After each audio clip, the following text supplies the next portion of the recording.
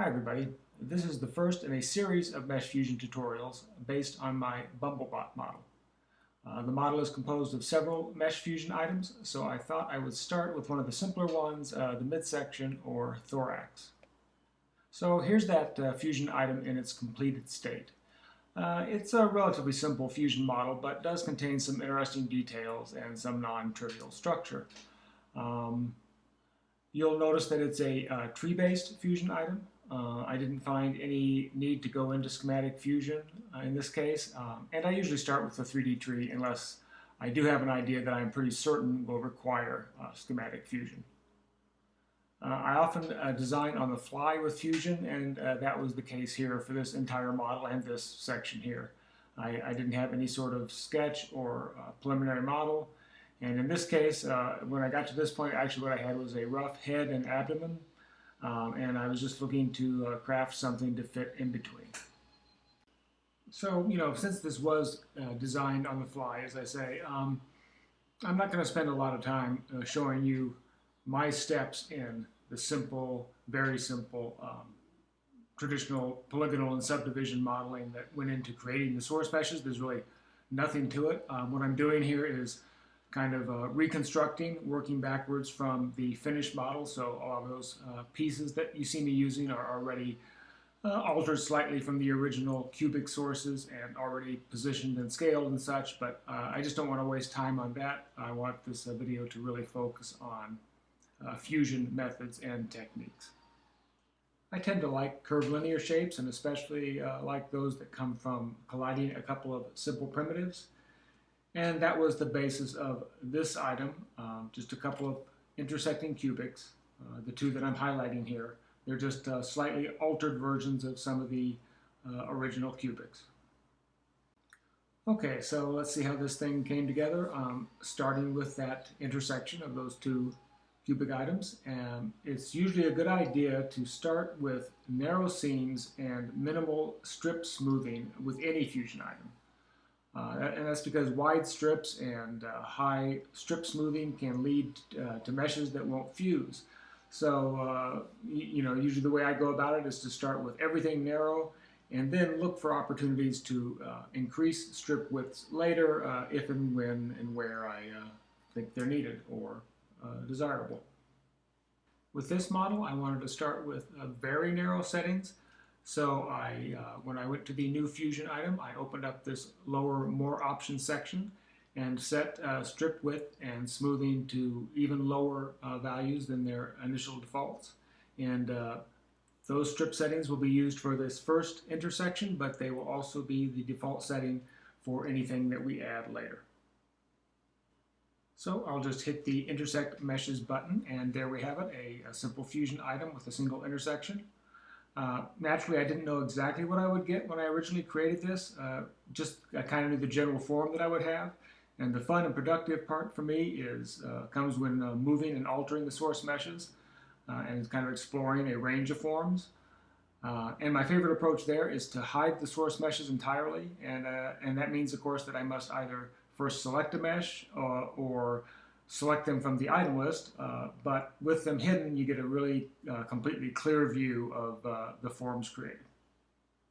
So here I'm just translating one of the meshes, and when doing translation, it's usually pretty clear in your mind what's going on. You kind of have a sense of where the source meshes are. So I'm comfortable in that case having them completely hidden. But when doing other sorts of edits, like I'm going to do here with some polygonal fall-off scaling and moving, you might want to see the source meshes so that you don't kind of lose track of what's actually happening to the mesh as you edit it. So that's what I've done here using the Mesh Viz button in the upper toolbar. I've made the meshes visible again, and I'm switching to polygon mode and creating a simple linear fall off, and then just using translate again to do kind of a more subtle edit of the shape. And like I say, in a case like this, it's nice to see what's happening to the source meshes. After getting that main shape the way I wanted it, it was time to add some mounts for the wings that I knew I would want to eventually attach to the thorax. So with a new mesh ready and positioned, it's a simple thing to do. It's going to be a union. However, we can't just union it with our current fusion item. We don't want the new geometry to be trimmed by the intersection that we defined just a moment ago. So what we really need is a new branch. For that, we use the drag and drop method, new union branch. And when doing that, it doesn't matter what part of the fusion model you drop on, because the new branch will always be completely separate from all of the current geometry. So there it is.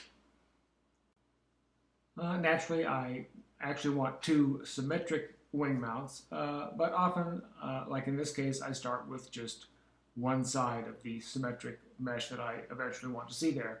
That way I'm free to manipulate it without the need for symmetric editing.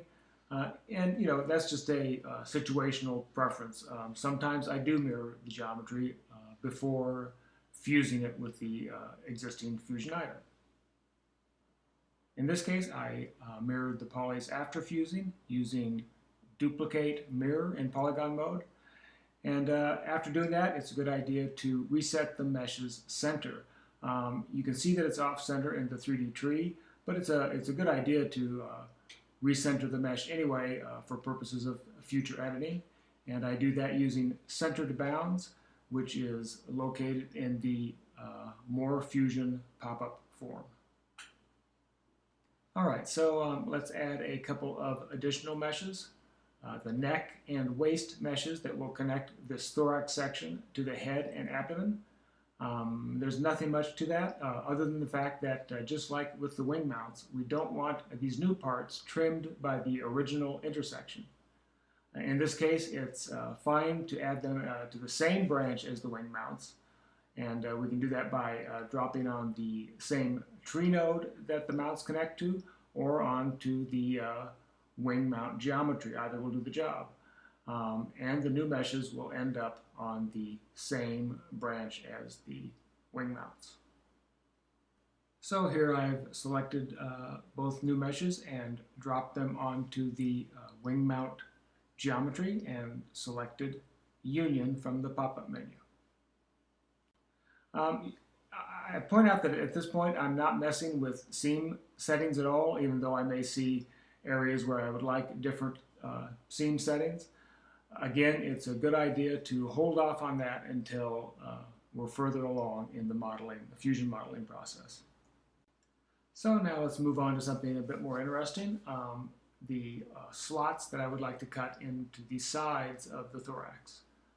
To set up for that, I created 4 cutters. They were originally derived from this flat box cubic. I simply trimmed away some of the polys. That's just for performance and clarity. It's not required to do that trimming.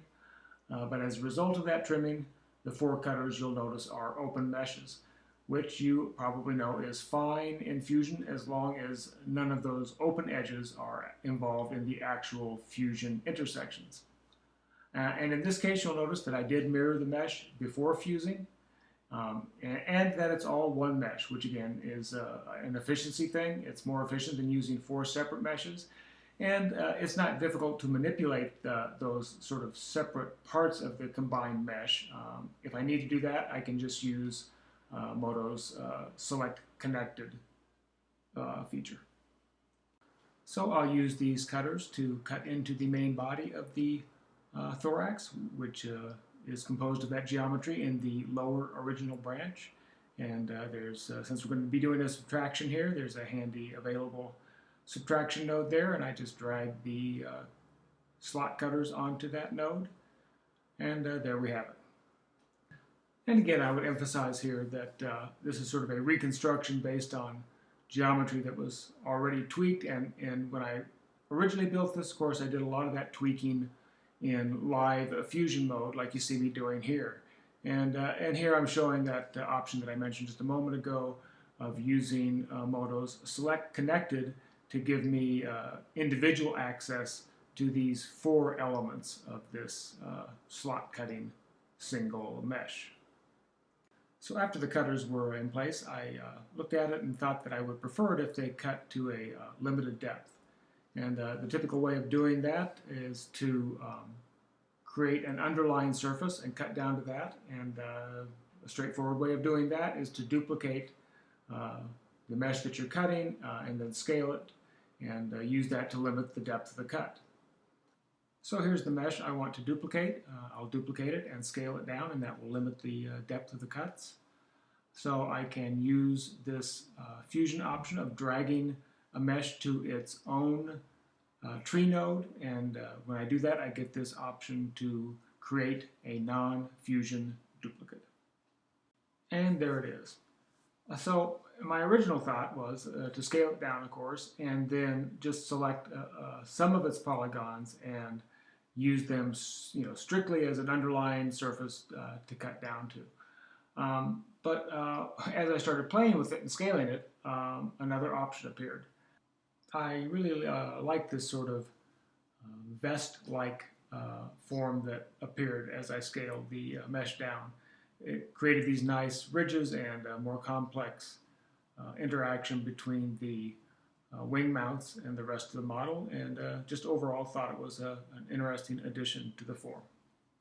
So I decided to keep the entire form rather than just parts of it to back up those cuts. And after a bit of scaling and positioning, I got something like this, and was pretty happy with it. It was a little too blobby for me, but I figured a couple of cutters would trim that into shape. So with that in mind, knowing that I was going to trim it further, I decided that I should add it to the fusion item as a new branch, and that way I would be free to trim it separately from the rest of the geometry. And as we saw before, when using the new branch with union option, it doesn't matter where you drop, because the new branch will be completely isolated from all of the existing geometry. So there it is. And you can see that indeed the slots now only go to the depth of that surface, that new surface, and I'm ready to trim that new surface with a couple of cutters. The first one is an open mesh. I just want to trim off the bottom of that ellipsoidal shape and give it a little flatter shape that kind of mimics the shape of the outer mesh we see there. And I'll just go ahead and drag that directly onto the tree, onto the intersection node. Intersection will work fine here. And there you can see that, again, trimmed off at the bottom, kind of a slicker looking shape that mimics the shape of the trims that were performed on the original outer mesh.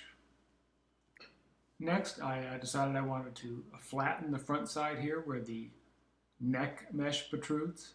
So I'll just use a cylinder for that, and we'll go ahead and subtract that from our mesh by once again dragging it to the branch node, and in this case we'll use the subtract node. Now these could have been two intersections or two subtractions. In this case it just made more sense to use an intersection for the open mesh and a subtraction for the flat cylinder due to the nature of those meshes. And we'll talk more about intersection versus subtraction in the next video, where we'll get into schematic fusion. So when I got to this point, I thought it might be nice to add a little more detail, and I thought I would just piggyback on those existing slot cutters by taking some new geometry, a couple of small cones here, and then just using polygon, copy, and paste to add them to the already existing slot cutting mesh. It's just kind of a shortcut that I found to be convenient in certain cases. So there we have our slot cutters, and here we have our new geometry, and I will just go to polygon mode, copy, and then select the cutters again. I can find them here, and paste. And then they just become part of that same already existing subtraction mesh in that bottom branch there.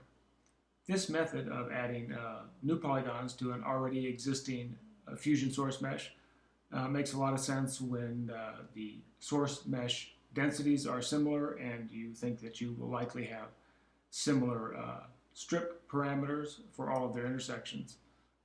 And as mentioned earlier, it's still pretty easy to edit them as discrete elements, by using MODO's Select Connected option. Alright, so now with the Fusion item essentially complete, it's a good time to address mesh densities and strip settings. And I'll start with densities or subdivision levels of the source meshes, and then move on to strip settings, which again, it makes sense to address those last because densities will affect your strip settings. Alright, but before I do any of that, this is a good time to gather together all of my source meshes into a group locator. This is an optional, purely organizational sort of step, but one that's really helpful, especially when models are composed of multiple Fusion items. So to do that, I select the Fusion item, then use the Select Source Meshes button to select all of that item's meshes. And then with a right click on any of those selected source meshes, I select Parent to Group Locator from the pop-up. And I usually name the group locator the same as the Fusion item. So we recently added the ability to easily switch between two sets of densities, or more accurately, Fusion sub-D levels. And we refer to those as the output and working sub-D levels. And we'll look at that switching in a moment, but first let's set the output levels for all of the meshes. I'll just go through the source meshes one at a time and raise or lower the Fusion sub-D level as needed. The goal here is to get all the quad sizes similar throughout the model, and to make sure that they're high enough to support the details and features of the Fusion geometry. First, let's set the Fusion mesh mode to airtight final. That'll give us a better indication of what the output mesh will be. Of course, keep in mind that the procedural Fusion mesh always shows triangles, even though the final mesh will be mostly quads.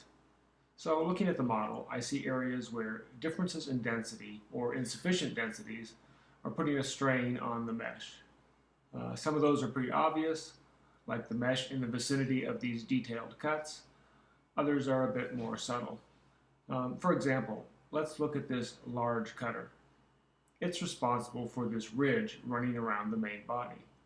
And while density there is not bad, it gets a bit low across the top here, partly because the source mesh quads are elongated in that area.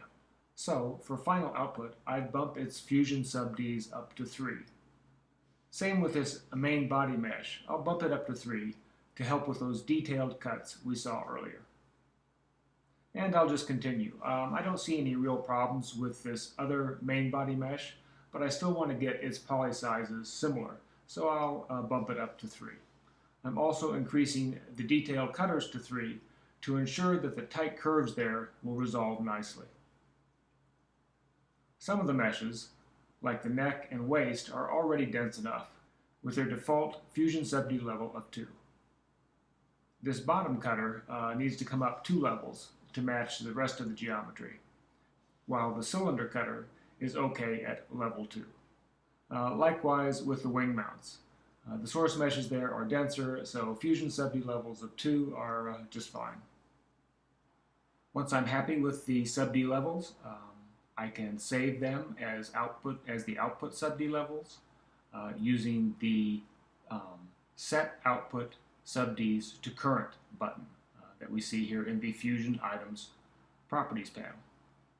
And if we go and look at each of the mesh's user channels, we'll see those new channels, output sub-D level channels, have been added.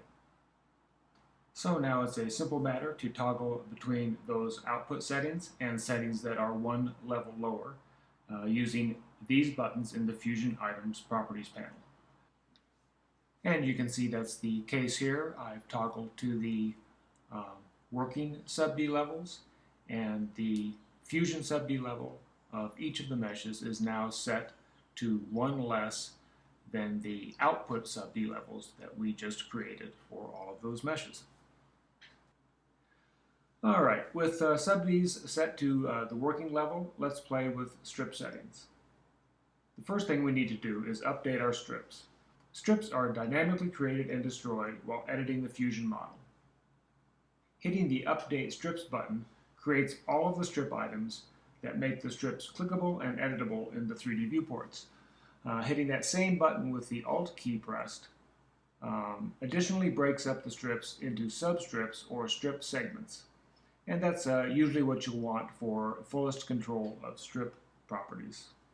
I'm not going to spend too much time here talking about strip editing. That's covered really well in the videos on our site. I will note that you'll see me often using the Select Sibling Substrips option in the strip editing pop-up. And that's just one of the advantages of combining meshes, related meshes, into a single mesh like we did with the wing mounts and the cutters. Strips that are the result of the intersection of the same source meshes are considered siblings, and that makes it easy to select and edit them together.